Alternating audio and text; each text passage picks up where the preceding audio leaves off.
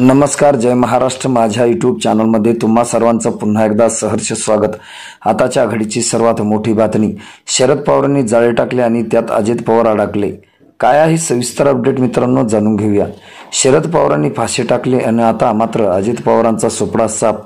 नेमकं घडलंय काय? अजित पवारांना देखील काकांशिवाय पर्याय नाही. संपूर्ण प्रकरण पाहूयात. अनेकांना वाटतं होतं की कोणतीही परिस्थिती गंभीर आली तरी देखील अजित पवार दगाफटका करू शकत नाही, पण अजित पवारांनी देखील एकनाथ शिंदे यांच्या पावलावर पाऊल टाकत दगाफटका केला. आता मात्र शरद पवार सुप्रीम कोर्टात यांनी दाखल केलेली याचिका यशस्वी होण्याचे संकेत आहेत. त्यांची स्पष्ट भूमिका आहे.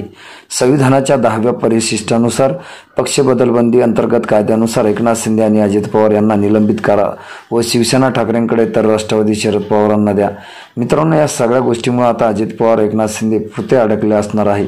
तुम्हाला काय वाटतं मित्रांनो? तुमच्या प्रतिक्रिया कमेंटच्या माध्यमातून द्या. व्हिडिओ आवडल्यास लाईक करा, चॅनलला सबस्क्राईब करा. भेटूया पुढच्या व्हिडिओमध्ये. तुर्तास धन्यवाद.